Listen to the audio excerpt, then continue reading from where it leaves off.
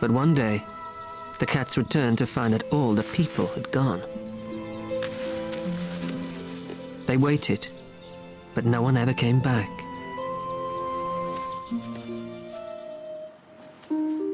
The place they don't appear to sense is contaminated.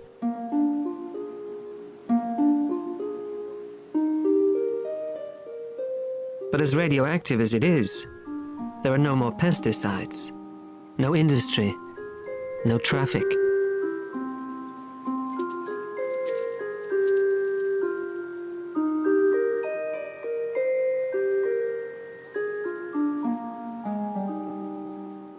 Among relics of a not-too-distant past, this female cat has made a home for herself and her new litter. 3 young kittens, still dependent on her for milk.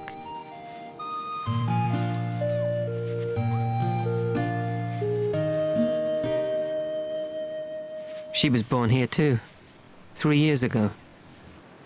She may be a house cat like her mother and grandmother before her, but few creatures here will ever see a human being.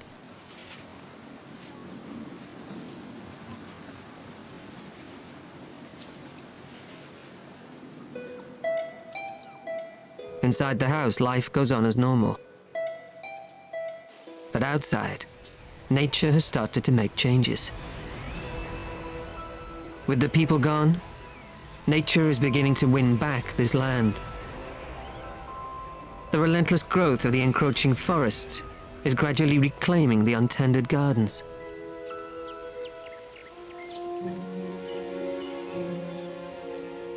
Without anyone to make repairs, the houses have fallen into decay.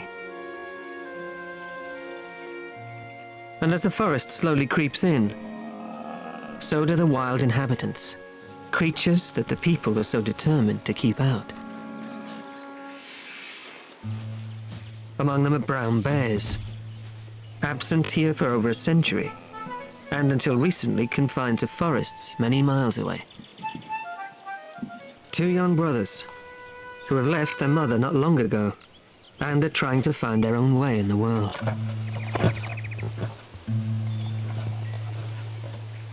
Those might look like bears trying to steal honey from a hive. But they're more interested in any bee larvae that might be inside. When the young bears aren't playing, they're hungry.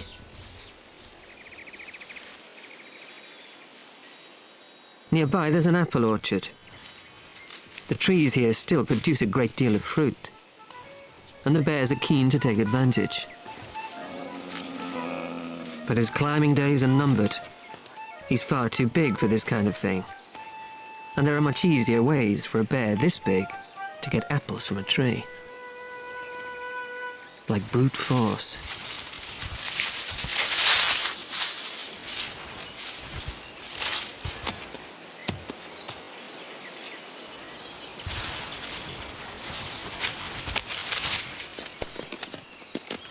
Back in the days when Pripyat was a busy industrial city, no one saw bears in the surrounding forests.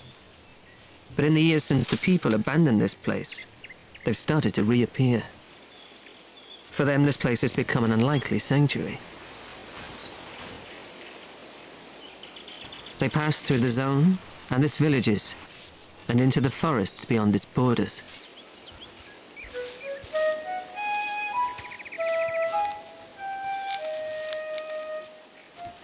And when they visit, they'll take advantage of anything they can find.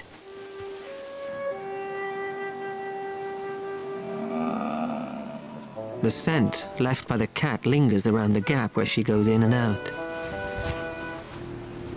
But it's far too small for him to get through. And the door is locked.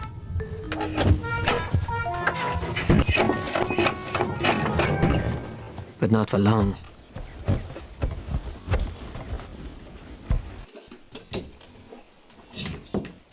Leaving their table manners in the forest, they ransack the house for anything they can eat. But finding nothing tasty on offer, it's time for breaking and exiting.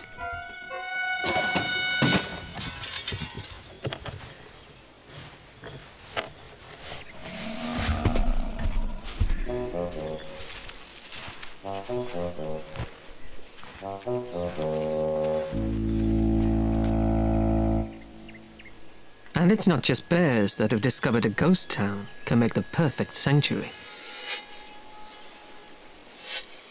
Beyond the houses and gardens, numerous other species are beginning to reappear in healthy numbers.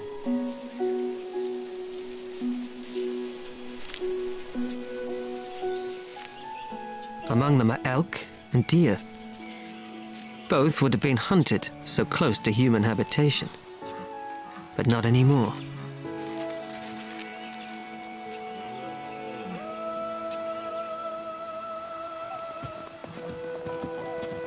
Przalski's horse can be found here too.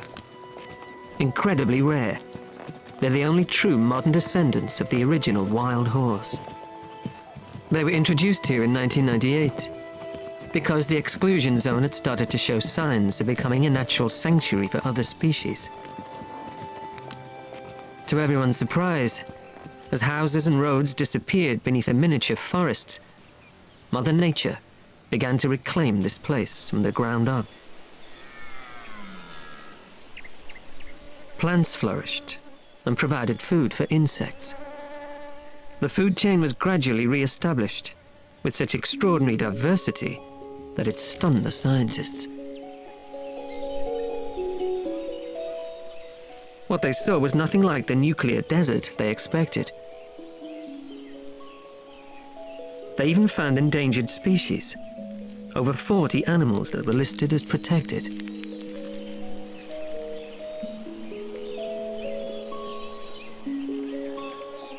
What man had abandoned, nature now embraced to create a remarkable and self-made haven, where, for many years to come, the wildlife can live undisturbed by man.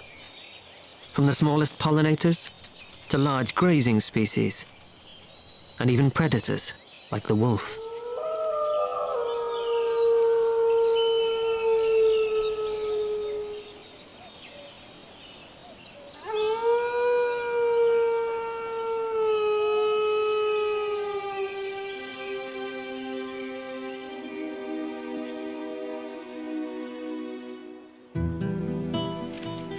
This lone wolf is a young male. Like the bears, he's also left his family and is in search of independence. For the wolf, independence means a pack of his own. He needs to find a female and start a family. But he must be careful to stay hidden from the other wolves that live here. They won't tolerate him and will chase him out of their human-free forest haven.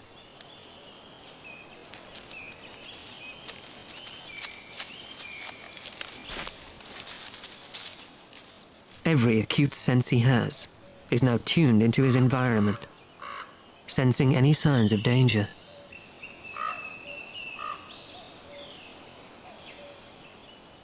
Perhaps the village will be a good place for him too, but for now he'll stay hidden, deep within the wood. The village is close by, just beyond the trees and already close enough for him to smell. This environmental tragedy is bittersweet. A man-made disaster that ruined this place and made it uninhabitable for people, but turned it into a unique sanctuary for wildlife. Remarkably, nature has licked its wounds and fought back to reclaim this place. And while we may not know what lies ahead for the radioactive animals of Chernobyl, we do know that there are now a lot more of them than there used to be. And that means there's always plenty to eat.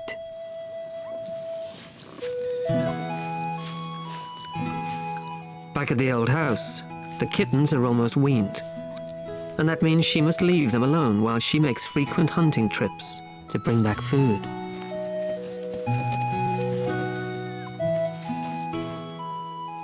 As the kittens play, the mother heads out into her hunting territory. And they begin to explore on their own. They might look like your average house pet, but these ones are as wild and predatory as any big cat. Every meal they eat must be hunted down. But that's not as easy as you'd think. When the people left here, the rodent population went into decline. So she's had to become an even more efficient predator to keep her hungry litter fed. But every single creature she catches comes packed with more than protein. This area was subjected to radiation fallout equivalent to 400 Hiroshimas. In 1986, reactor number 4 at Chernobyl's nuclear power plant blew up, triggering fires and a chain reaction of explosions that exposed the core, resulting in a nuclear meltdown. Clouds of radioactive dust were sent high into the air and were carried on the wind for hundreds of kilometers. In the immediate vicinity of the power plant, this radioactive dust settled in a blanket of deadly fallout, leaving a post-apocalyptic, radiation-soaked dead zone, a deserted city, and an irreparably damaged ecosystem that no one wanted. But if the scale of the disaster wasn't enough, there was something about the timing that made its impact even worse. It had happened in April, springtime, a time when flowers were coming into bloom, when insects were feeding and in turn becoming food for bigger creatures. Radioactivity is especially damaging to cells that are beginning to divide. In other words, growing organisms were especially vulnerable. The forest floor, with its fresh new growth, soon intensified the ground levels of radiation. The animals of the exclusion zone are all radioactive, but the predicted genetic mutations are extremely rare. One strange phenomenon is the change in sexual behavior of the river's aquatic worms. They used to reproduce asexually or alone, but they've started having sex with each other. Sexual reproduction may strengthen genes that could protect them from radiation damage. Chernobyl's wildlife may be more remarkable than we think. The cat is now making her way home with a fresh kill. It's another vital meal for her litter. But everything she eats, and everything she brings home for her kittens, is laced with radioactivity.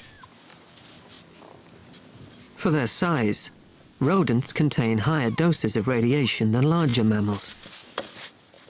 This is because they spend a lot of their time close to the ground, and in burrows where their concentrations of radioactivity are still high. Just like a big cat, she brings back live, plutonium-packed prey for her kittens to play with, teaching them how to hunt. Radioactive elements actually behave much like nutrients. They accumulate as they pass up the food chain. Everything from insects to plant eaters experiences a buildup of radioactivity, becoming concentrated in larger predators.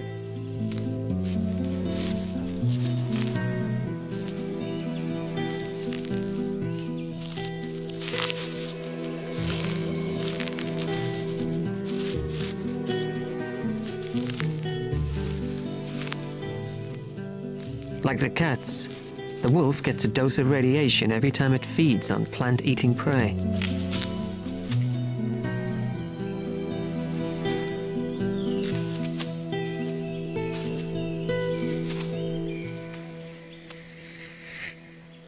One fast track for radiation entering the food chain has been through fungi.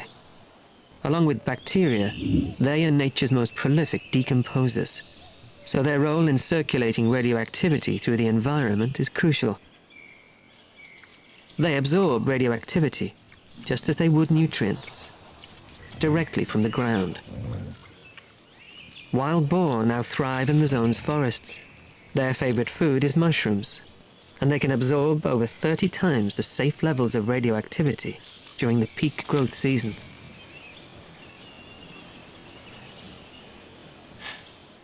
As he sleeps off his travels, the wolf is woken by the sound of mushroom-digging boar.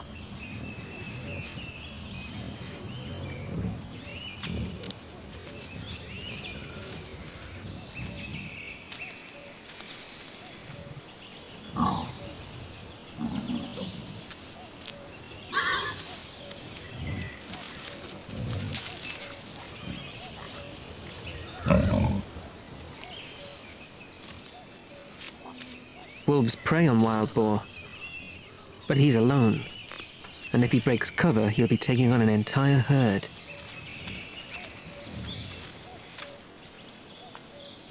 Despite the fact that wild boar feed on mushrooms, they have immense power and sharp tusks, making them extremely dangerous. They could easily fight off a lone wolf.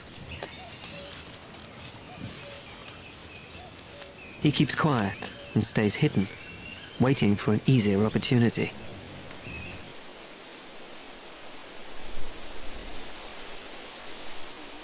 Meanwhile, high above the forest floor, another predator, the snake eagle, brings back food from the hot zone down below and feeds it to the hungry young birds still in the nest.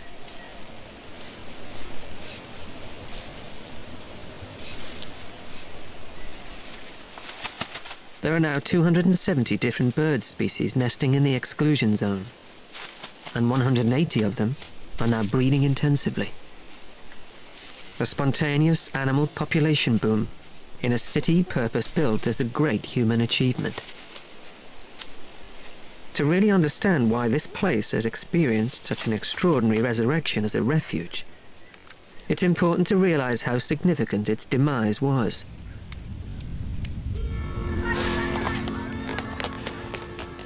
This is a city that has become a monument for disaster. Pripyat lies right next to the site of the doomed nuclear power plant at Chernobyl. From its houses and apartments, schools and businesses, 50,000 people were forced to flee. Pripyat was one of the youngest of all cities, built during the 1970s, but it was also destined to be the most short-lived. Nothing left Pripyat apart from its residents. They were permitted few possessions for fear of contamination.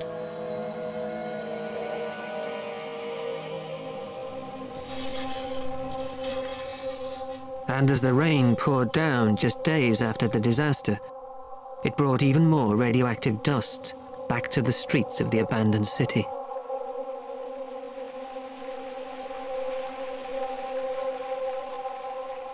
In the days following the disaster, a 30-kilometer radius of a post-nuclear badlands was established to isolate it from the rest of the world.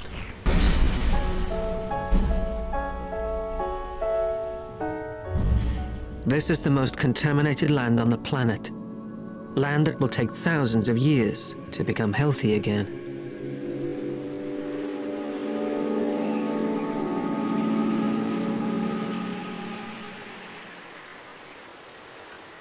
But signposts and warnings don't keep animals out. The so-called zone of alienation became a magnet.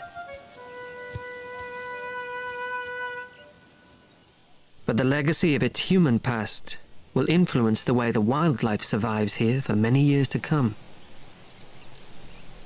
For bears that come and go in and out of the zone, there are regular stop-offs at the empty buildings.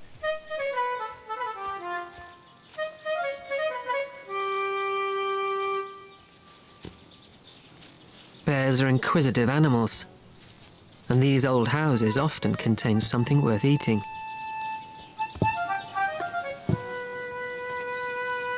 This one has the kittens inside. They've been left alone while their mother is out hunting again. But their scent is strong, and the bear investigates, looking for a way up to where the smell is coming from.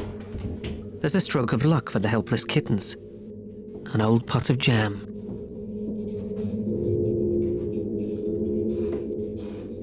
It distracts the bear just in time, and the kittens have a narrow escape.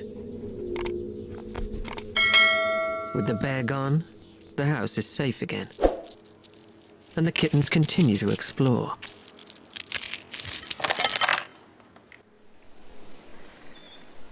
Meanwhile, their mother, oblivious to the dangers their kittens have been facing, is doing what she does best, searching for food, always on the lookout for an opportunity. Chernobyl's bird life is often less contaminated by radiation than creatures that live on the ground. But it was a species of bird that showed a genuine case of mutation after the disaster. Some barn swallows produced white rather than red feathers under their chins. But it appears to have been unattractive to other swallows, and the mutation died out. Other mutations have been brief too. Mutants are often weaker and make easier targets for predators. Life in Chernobyl really is about survival of the fittest. As the cat travels through a surprisingly green post-nuclear landscape, it's hard to imagine this forbidden zone with a silver lining. But the resurrection of Chernobyl's wildlife was so unexpected that it left environmentalists heartened by nature's triumph over man's most terrifying and self-destructive of deeds. While she's making her journey, it's also time for the kittens to start fending for themselves. They make their first unaccompanied steps from the safety of the old house. They combine the spirit of adventure with a serious lack of experience, and it's extremely unlikely that they will have much success in finding anything to eat on their own. At best, they must try and stay alive.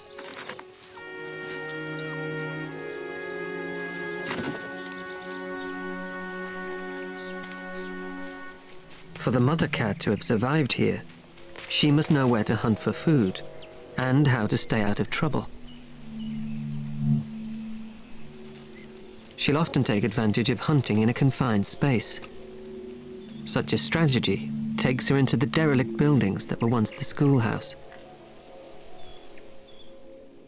Among the debris scattered around are the children's gas masks.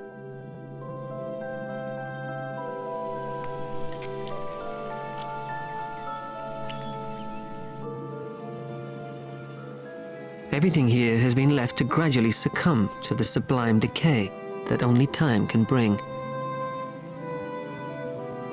And it has plenty of that. Every object adds to the eerie memories of a place once so full of life.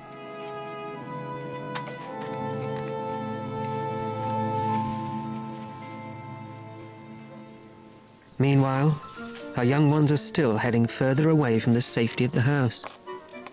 They've stuck together, moving as a little pack.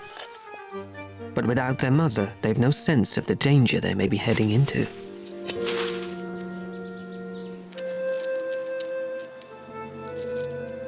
She's still unaware of what the adventurous kittens are up to, as she continues to patrol the old schoolhouse. Hundreds of Pripyat schoolchildren were forced to flee, leaving everything behind, their toys and books frozen in time.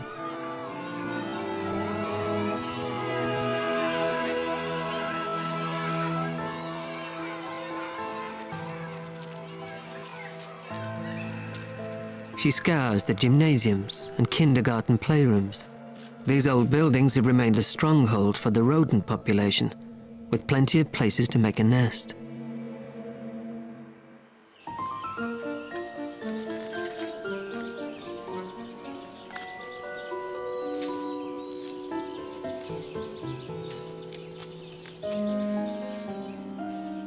Back on their own journey, the kittens are heading into open country, making them even more vulnerable to attack. Not from predators lurking in the shadows of the old building, but anything that's watching from above.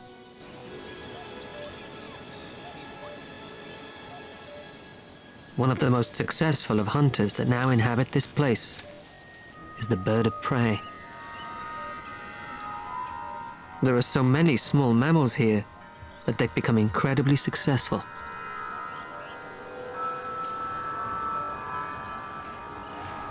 and a kitten makes an easy kill.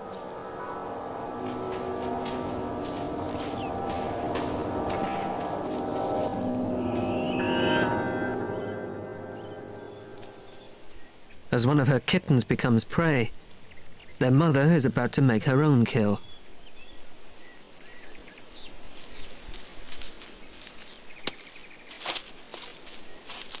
A small snake, just enough to keep her going. But as always, it brings another dose of radiation.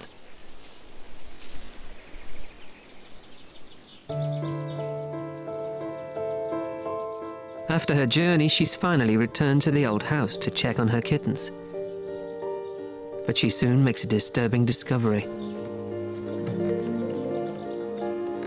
She's returned home to find an intruder lurking around the family home.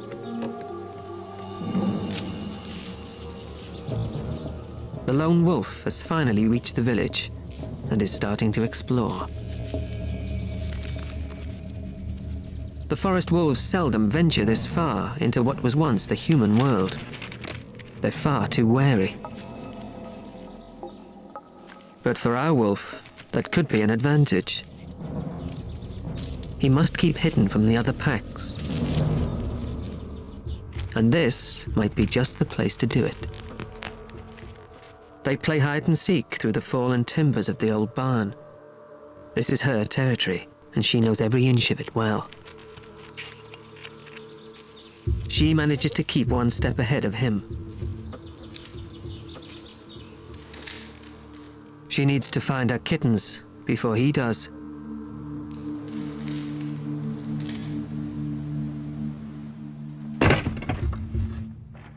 She won't be able to keep the wolf from the door for much longer. His persistence pays off, and he manages to get into the house.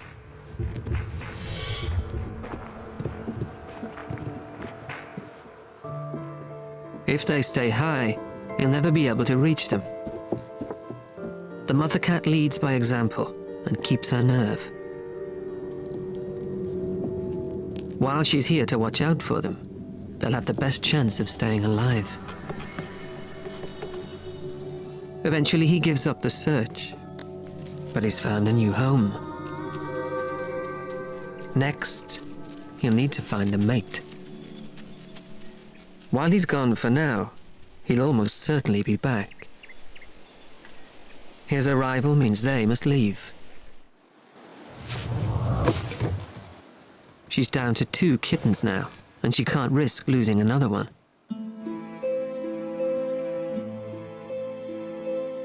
She's about to embark on the first leg of a journey that will take the family away from the only home she's ever known. The house where she was born and where she grew up.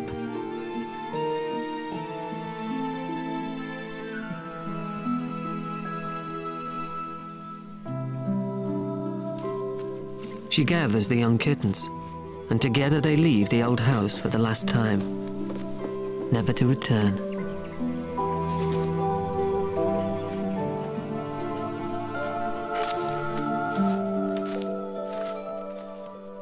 They make their way to the outskirts of the village.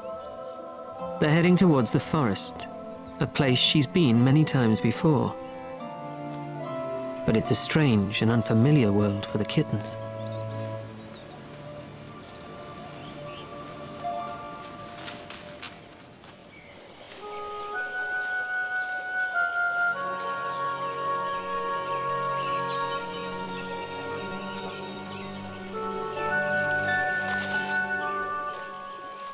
It's slow going.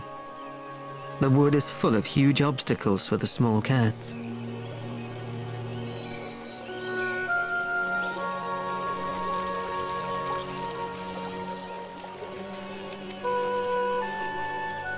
Sticking close together, she makes sure they're never far behind. And gradually they start to find their feet as they cross the streams and rivers following her lead.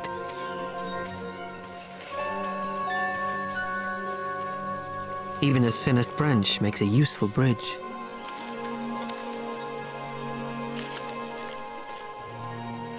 The forest is full of creatures they've never seen before, A pine marten, just emerging from its tree trunk nest.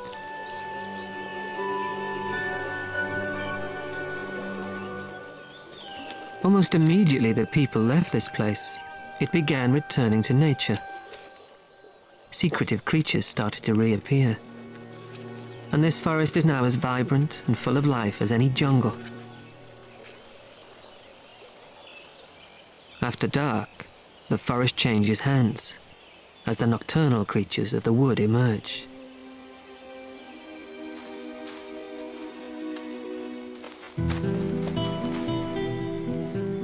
It's the domain of our lone wolf, a stealthy nocturnal hunter. His sight and sense of smell provide a crucial sensory picture of this cluttered world. He moves silently through the forest, listening for anything that might lead to a meal.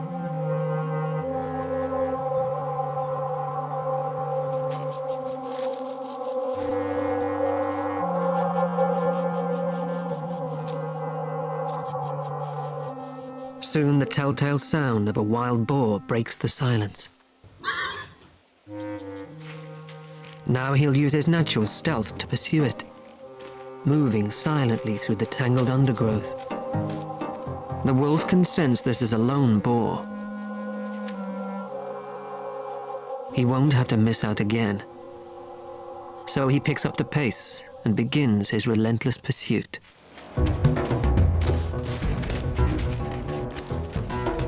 This forest is a place where the natural balance of predator and prey has been re-established. The natural predators are the only hunters left here now. It may be a radioactive food chain, but they are at the top of it. It's not just the human evacuation that keeps so many wild creatures here safe from the hunter's bullet, but the knowledge that the flesh of these creatures is contaminated by radioactivity. It's a bizarre but highly effective deterrent.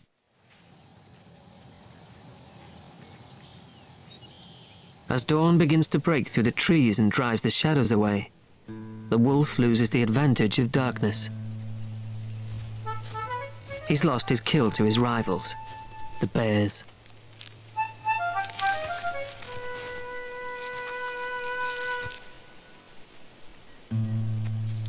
With these two around, nothing is safe.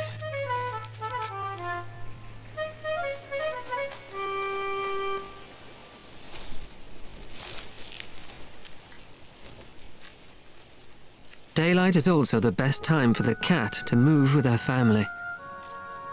Her kittens are far too vulnerable at night. She may have hunted in the forest many times, but at heart, she's still a house cat. And she's looking for a new home for them. But the temptation of shelter the other side of the field means crossing open ground with two kittens. These open stretches are patrolled, as always, by birds of prey.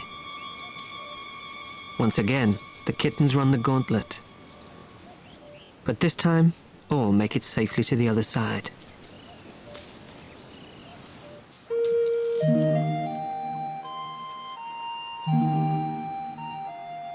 Once they're in, they realize this is something far bigger than they're used to.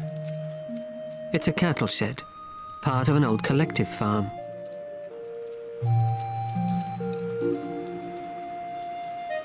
These sheds once housed hundreds of cattle. Now they're shelter for the growing rodent population. And an ideal place for her to keep up the training regime for her still inexperienced hunters.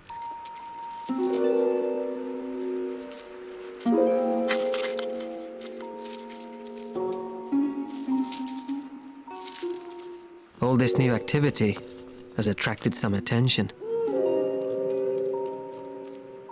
They're trespassing in someone else's territory.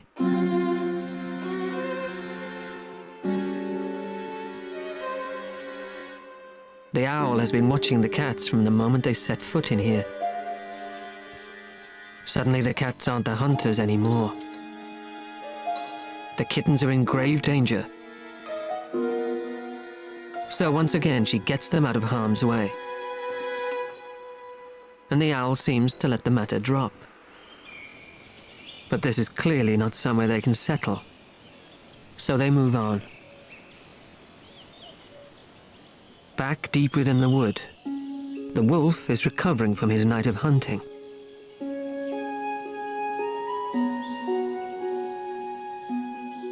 But he still needs a mate to start his own family with. His dreams are full of expectation, and while he sleeps, the scent of a female wolf hangs in the air and begins to stir his senses. When he wakes, the scent is still there. It's stronger.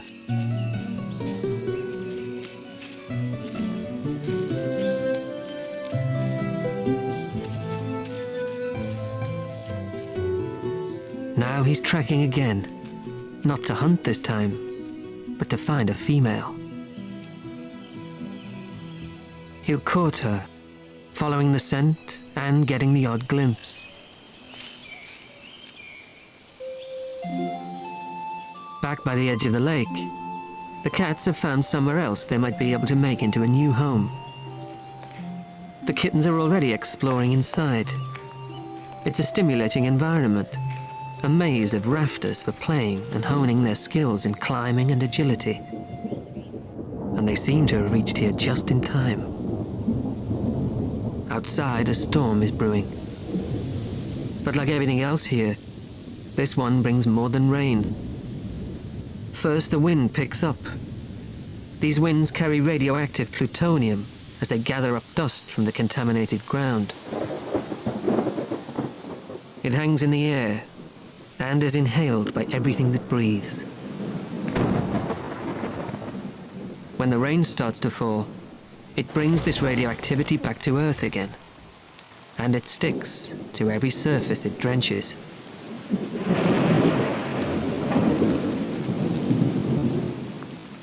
As the storm intensifies, thunder and lightning drown out the relentless beating rain.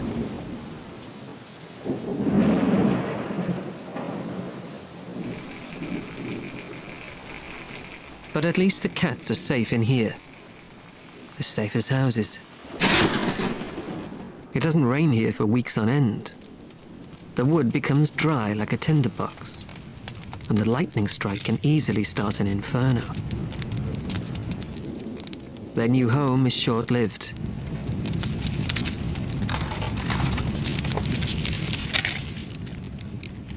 The cats have escaped with their lives, but they're still homeless. And winter will soon be on its way.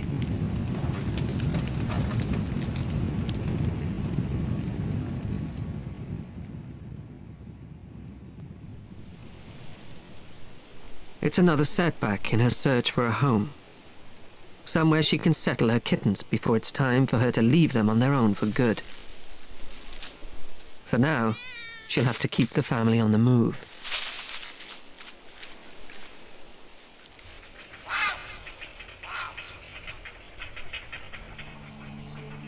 As they start to make their way further along the banks of the river, they come across yet another abandoned scene from Chernobyl's catastrophic past.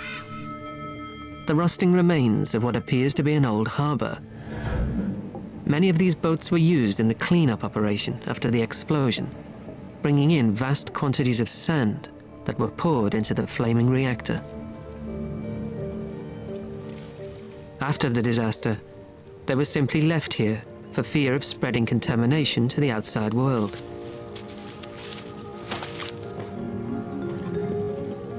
For the cats, they could provide the perfect place to spend the coming winter. They quickly become ship's cats. And if that means good luck, she may be able to leave her kittens here, warm and safe.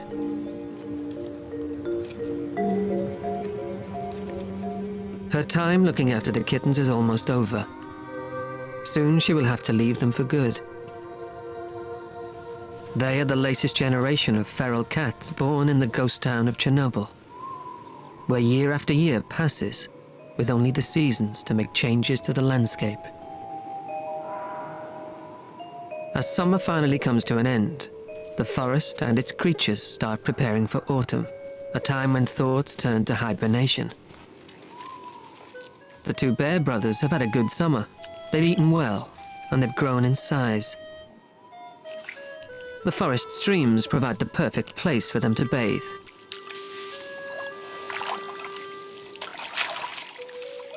Bears will sit like this for hours, but here, they stir up the radioactive sediment, and it sticks to their fur.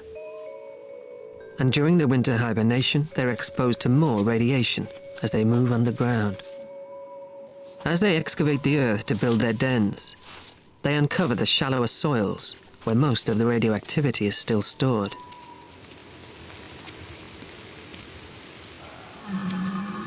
Living here means there's really no end to the legacy of the disaster, and won't be for centuries to come. It's a strange place to find such peaceful and natural balance. A balance that now includes the radiation itself. It migrates through water and wind, and the levels of contamination in animals have varied over the years. While some radiation decays, it can also make its way through the food chain.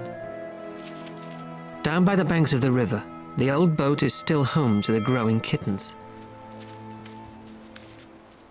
They're exploring more than ever.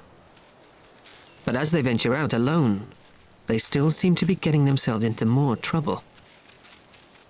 After escaping the clutches of the bears back in the old house, they're giving the two brothers another chance to catch them. They've just strayed into bear country. And this time, there's nowhere to run and hide. The bears are still looking for anything they can eat to store up fuel for the winter. Even a small cat would provide a valuable bit of protein.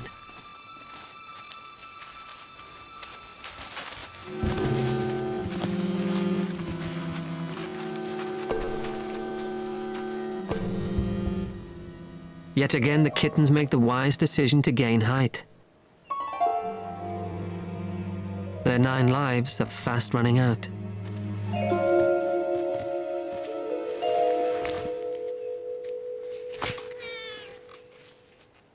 It's another valuable lesson learned.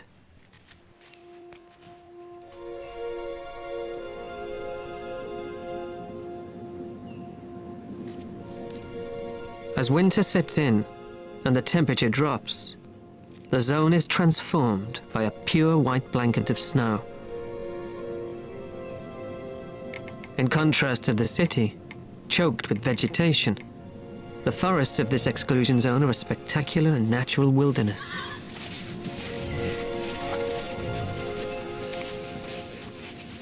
But it's hard to accept that this is still a post-nuclear landscape. With the spontaneous resurrection of animal and plant life here, environmentalists have remained astonished by nature's ability to create something positive out of such a terrible disaster.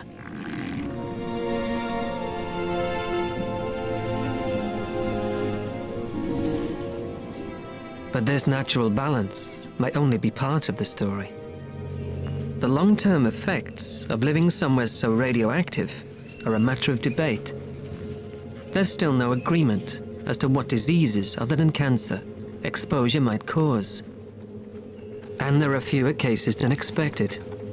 It appears the natural lifespans of animals here are too short to develop tumors.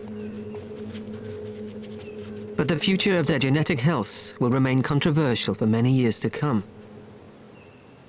Until then, we have the stories of creatures that are thriving here, like the cat family. The boat is now deep in snow, and the footprints leading away into the distance belong to the mother. She travels for some time on her own, moving faster now without her kittens. The journey has taken her far from the village, and all the way to the border of the Forbidden Zone.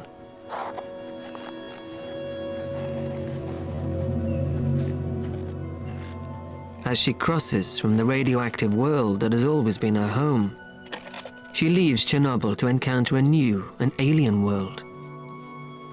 The world inhabited by people.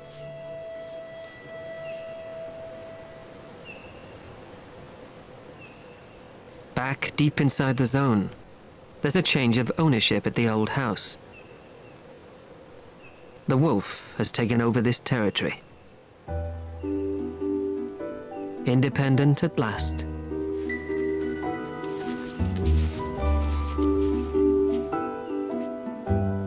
He is now in control of the area the cats once held.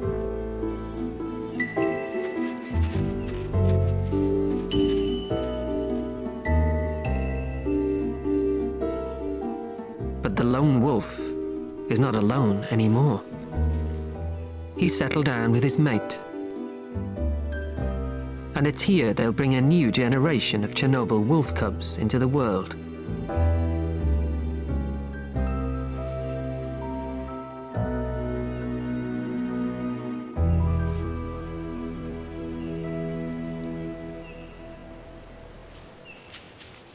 Meanwhile, the cat has trekked further from her safety zone.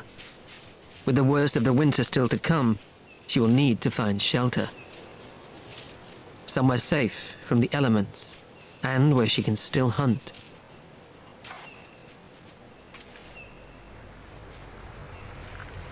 Suddenly there's an unfamiliar noise, an unnerving and bewildering sight.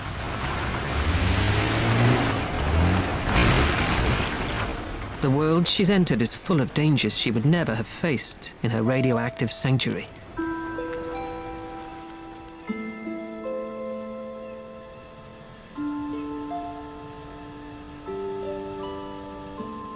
After struggling through deep snow for mile after mile, she finally sees the shape of something familiar. The house looks very like the one she's left behind. But there are signs that this one may not be empty. She may not know it yet, but this is going to be her new home. And unlike the one where she was born, this time the owner will come home. She's about to become a regular house cat.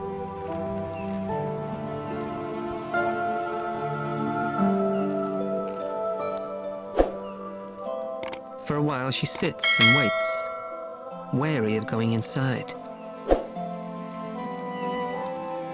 Hers is a story that tells us how nature